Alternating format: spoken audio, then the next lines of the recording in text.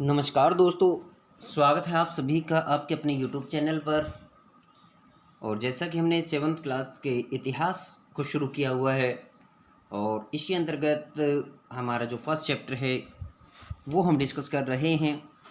और आज इसी कड़ी के अंदर हम फर्स्ट चैप्टर के माध्यम से अपना जो चैप्टर है इसमें क्षेत्र और साम्राज्य उसको डिस्कस करने जा रहे हैं। यानी उस समय का जो समाज था, जैसे हमने जाना था कि पंचायतें होती थी छोटी छोटी।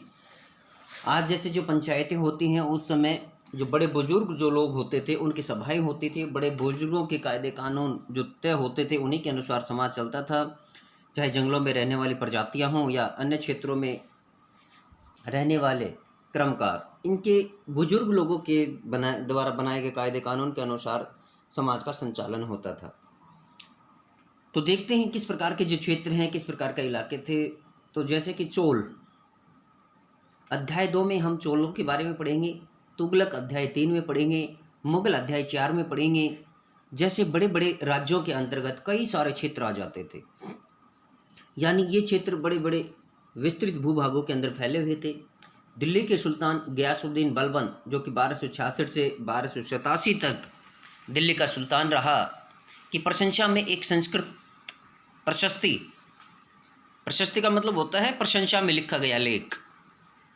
प्रशस्ति के लिए, उदाहरण के लिए अध्याय 2 को देखेंगे हम। उस अध्याय 2 के अंदर हमें प्रशस्ति शब्द मिलेगा और किसके बारे में, कौन प्रशस्ति लिखी गई उसके बारे में। तो उसे एक विशाल साम्राज्य का शासक बताया गया है, गयासुद्दीन बलबन को, जो पूर्व में बंगाल यानी गोड़, जहाँ का राजा शशांक था, से लेकर के पश्चिम में अफगानिस्तान गजनी जहाँ का शासक मोहम्मद गजनवी हुआ करता था, तक फैला हुआ था। और जिसमें संपूर्ण दक्षिण भारत यानी द्रविड़ भी आ जाता था। गोंड, आंध्र, केरल, कर्नाटक, महाराष्ट्र और गुजरात आदि भिन्न क्षेत्र के अलग लोग उसकी सेना के आगे नतमस्तक होते थे। उसकी सेना के आगे आत्मसमर्पण किया हुआ था। ये हमारे यहाँ पर 16 महाजनपदों के नाम दिए हुए हैं। विभिन्न प्रकार के जो क्षेत्र हैं उस समय के, 26 जो क्षेत्र दे रखे हैं वो क्षेत्र हैं जो इसके अंदर दर्शा रखे हैं। उनकी सेना के सामने पलायन कर जाते थे अन्य राज्यों की सेनाएं जो होती हैं, सेनाएं थी। इतिहासकार विजय अभियान के इन दावों को अतिशयोक्तिपूर्ण मानते हैं। देखिए, दूसरे की सेना को देखकर पलायन कर जाना अतिशयोक्ति, हाइपरबोले का इस्तेमाल किया गया है यहाँ पर। साथ ही वे यह समझने की कोशिश में भी लगे रहते हैं कि शासक लोग इस उपमहाद्वीप के अलग अलग भागों पर अपना अधिकार का उल्लेख क्यों करते रहते हैं। तो उल्लेख क्यों करते रहते हैं, ताकि लोगों को अपने उसके विस्तृत भू क्षेत्रों के बारे में पता चल सके कि लोग, ये शासक जो है कहाँ तक कितना शक्तिशाली था। जितना ज़्यादा साम्राज्य का विस्तार होगा उतना उसके से प्रतिष्ठा का अधिक पता चलेगा। देखिए यहाँ पर देखिए, सन 1318 में कवि अमीर खुसरो ने इस बात पर गौर किया था कि इस देश के हर क्षेत्र की एक अलग भाषा है। सिंधी, लाहौरी, कश्मीरी, दवार समुद्री, जो कि दक्षिण कर्नाटक में देखने को मिलती है आपको। तेलंगानी, जो कि आंध्र प्रदेश में है। आंध्र प्रदेश से कट करके आपने देखा होगा 2019 के अंदर तेलंगाना प्रदेश को बनाया गया है। गुजरी, जो कि गुजरात में है। माबारी, जो कि तमिलनाडु में है। गोड़ी बंगाली में है, बंगाल के अंदर। अवधी पूर्वी उत्तर प्रदेश में। और हिंदवी, दिल्ली के आसपास के क्षेत्र में हिंदी भाषा बोली जाती थी। अमीर खुसरो ने आगे बताया है कि इन भाषाओं के विपरीत एक भाषा संस्कृत भी हुआ करती थी, जो किसी विशेष क्षेत्र की भाषा नहीं है। यह एक प्राचीन भाषा है जिसे केवल ब्राह्मण जानते हैं, आम जनता नहीं जानती। अमीर खुसरो द्वारा उल्लेखित भाषाओं की एक सूची बनाइए और एक सूची उन भाषाओं के नामों की बनाइए जो उनके द्वारा उल्लेखित क्षेत्रों में आज बोले जाते हैं। जो नाम एक से हैं उन्हें रेखांकित कीजिए और जो नाम अलग हैं उनके चारों ओर घेरा खींच दीजिए। तो ये आपका उल्लेख दिया हुआ था। देखिए यहाँ पर देखिए, क्योंकि हम उस समय के क्षेत्रों के बारे में डिस्कस कर रहे हैं, तो हमारा 1000 वर्षों का जो काल चल रहा है और उसमें हुए परिवर्तनों के बारे में हम पढ़ रहे हैं। तो 1000 वर्ष अपने 700 वर्ष से लेकर के 1750 वर्षों तक का जो शासन का वर्ष है, जो पीरियड है, उसके बारे में हमारा डिस्कशन है। तो यहाँ पर देखिए सन 700 तक कई क्षेत्रों के अपने अपने भौगोलिक आयाम तय हो चुके थे। आयाम का मतलब उनका एक तरह से दिशा और उनकी दिशा और उनका स्वरूप जो है वो तय हो चुका था, और उनकी अपनी भाषा तथा सांस्कृतिक विशेषताएं स्पष्ट हो गई थी। अध्याय 9 में आपको इनके बारे में और अधिक जानकारी मिलेगी। ये क्षेत्र विशेष जो शासक राजवंशों से भी जुड़ गए थे, यानी अलग अलग क्षेत्रों में अलग अलग जो राजवंश थे उनसे जुड़ गए थे। इन राज्यों के बीच काफ़ी टकराहटें चलती रहती थी, यानी आपस में लड़ाइयाँ चलती रहती थी। कभी कभी चोल, खिलजी, तुगलक और मुगल जैसे राजवंश अनेक क्षेत्रों में फैला एक विशाल साम्राज्य भी खड़ा कर लेते थे। ये सभी साम्राज्य समान रूप से स्थिर या सफल नहीं हो पाते थे। उदाहरण के लिए यदि आप अध्याय 3 और अध्याय 4 की तालिका देखेंगे, खिलजी और जो मुगल वंश के शासन कितने अवधि तक चले। मुगल वंश सबसे लंबा चला, खिलजी वंश, सैयद वंश इसमें आपका 1426 से लेकर के 1451 तक के आसपास का जो खिलजी वंश है वो चलता है। ये पूरी डिटेल जो है आपको इन क्षेत्रों के बारे में, इनके बारे में मिलेगी। 18वीं सदी में मुगल वंश पतन के ढलान पर चलने के बाद क्षेत्रीय राज्य फिर से उभरने लग गए थे। अध्याय 10 के अंदर आपको इनके बारे में देखने को मिलेगा। लेकिन वर्षों से जो सर्व क्षेत्रीय साम्राज्यों का शासन चला आ रहा था, उससे क्षेत्रों की प्रकृति बदल गई थी। उन पर कई छोटे बड़े राज्यों का शासन चलता रहा, और उन राज्यों की बहुत सी बातें इस उपमहाद्वीप के अधिकतर भागों पर फैलने इन क्षेत्रों को विरासत में मिल गई। इस तथ्य का पता हमें उन कई परंपराओं से लगता है जो इन क्षेत्रों में उभरी थी।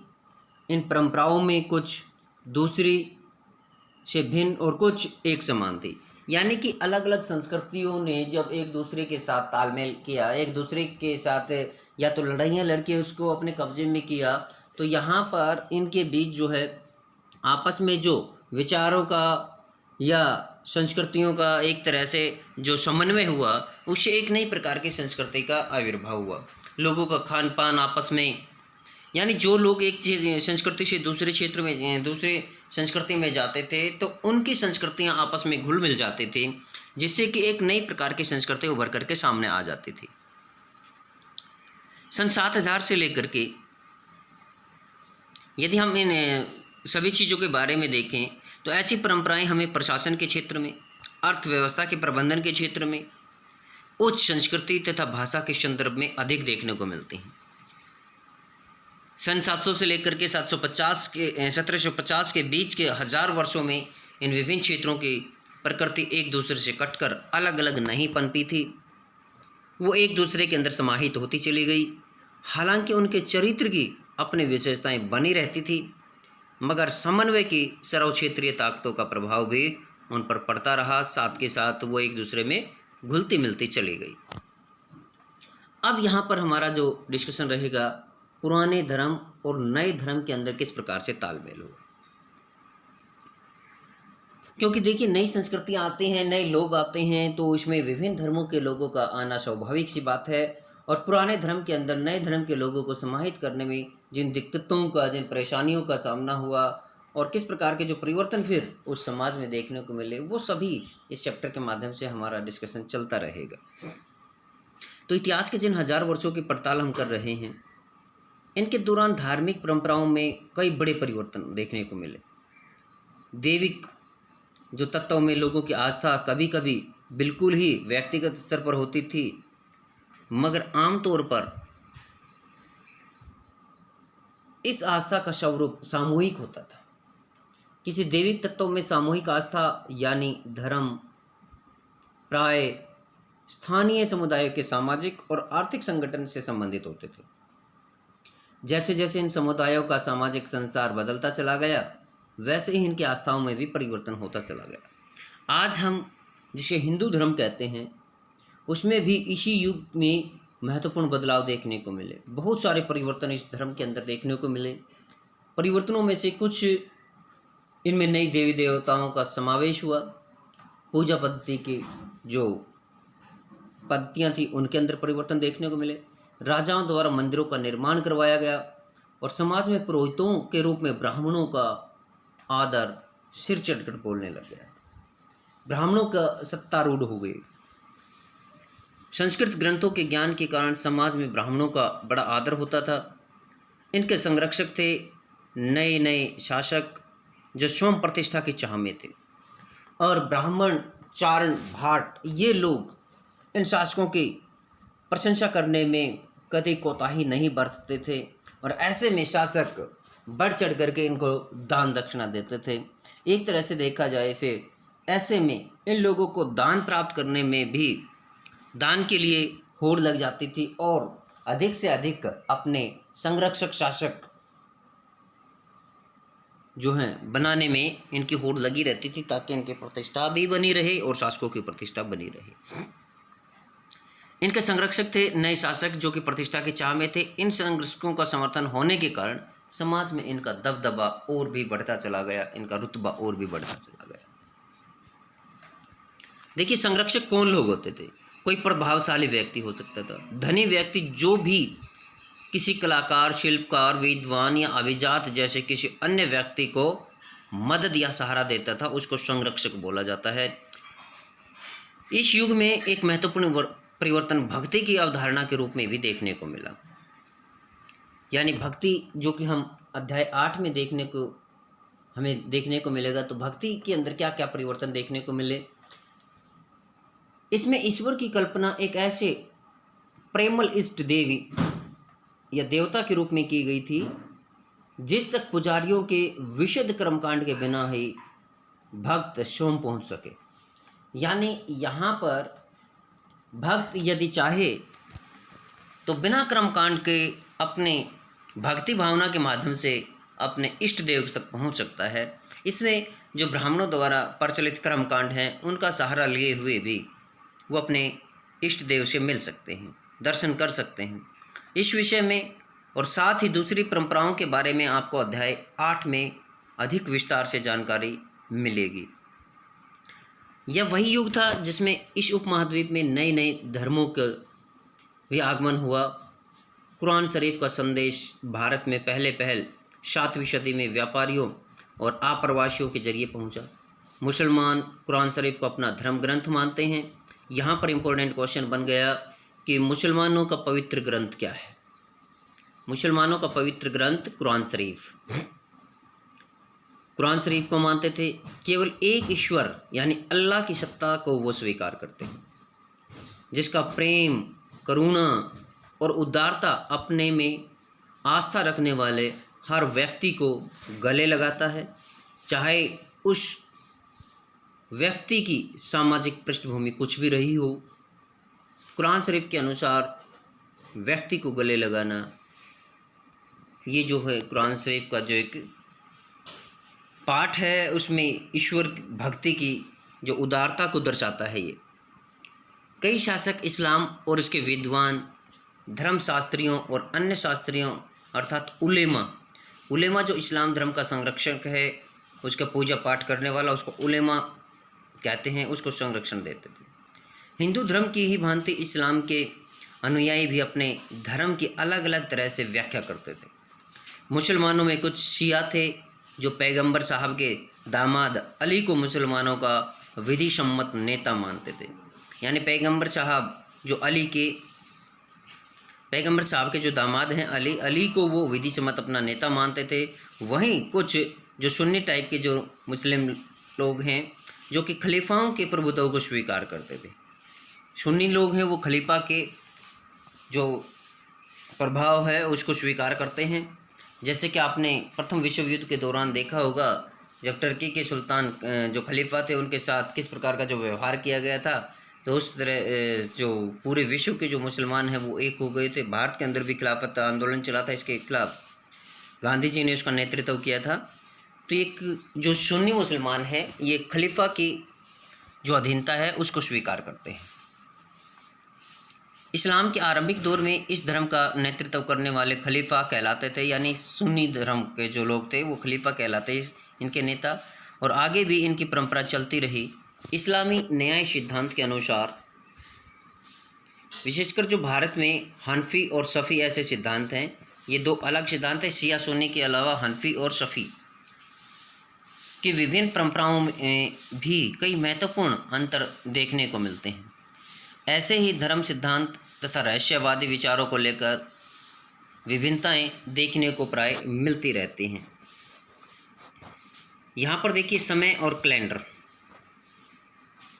समय और इतिहास के कालखंडों पर विचार करें तो आपको समय के माध्यम से भी विभिन्न प्रकार के जो मतभेद हैं वो देखने को मिलेंगे। देखिए, इतिहासकार समय को केवल घड़ी या कैलेंडर की तरह नहीं देखते हैं, यानी कि केवल घंटों, दिन या वर्षों के बीतने के रूप में ही नहीं देखते हैं। उनका नज़रिया यह है कि समय सामाजिक और आर्थिक संगठन में आने वाले परिवर्तनों को झलकाता है, यानी उस दौरान जितने भी जो परिवर्तन हुए वो उस कालखंड के दौरान झलकने चाहिए। दिखलाता है कि विचारों और विश्वासों में कितना स्थायित्व रहा या वो लगातार बाहरी लोगों के प्रभाव से परिवर्तित होते रहे। यदि अतीत को समान विशेषता रखने वाले कुछ बड़े बड़े हिस्सों में, युगों में या कालखंडों में बांट दिया जाए तो समय का अध्ययन कुछ आसान हो जाता है। 19वीं सदी के मध्य में अंग्रेज इतिहासकारों ने भारत के इतिहास को 3 युगों में बांटा। यहाँ पर ये जो डिवीज़न हम देख रहे हैं, हिंदू, मुस्लिम और ब्रिटिश, ये जेम्स मिल के द्वारा किया गया विभाजन है। जेम्स मिल का विभाजन है। इस विभाजन के अंदर देखिए, इस विचार पर आधारित था कि शासकों का धर्म ही एकमात्र महत्वपूर्ण ऐतिहासिक परिवर्तन होता है और अर्थव्यवस्था, समाज और संस्कृति में और कोई भी महत्वपूर्ण बदलाव नहीं आता।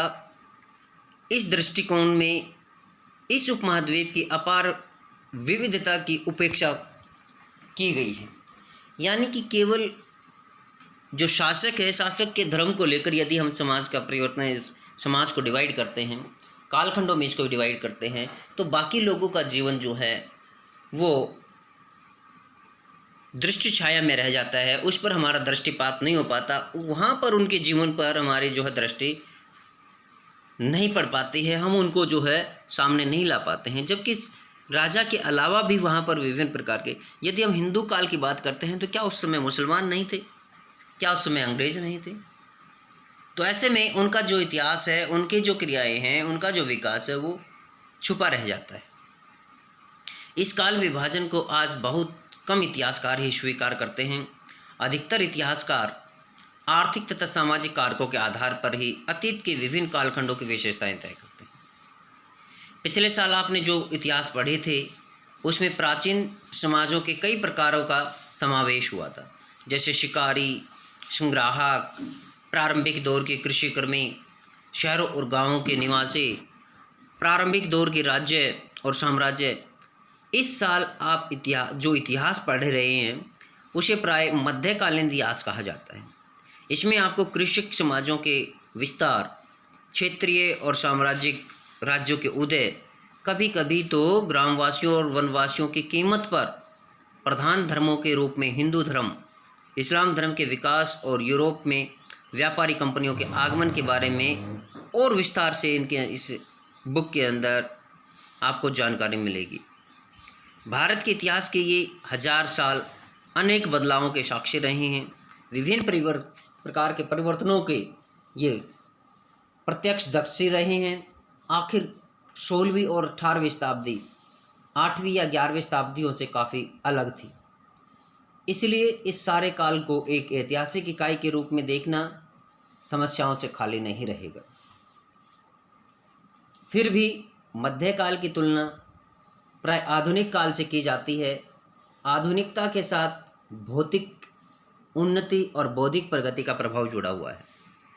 इससे यह आशय निकलता है कि मध्यकाल रूढ़िवादी था, उस दौरान कोई परिवर्तन हुआ ही नहीं।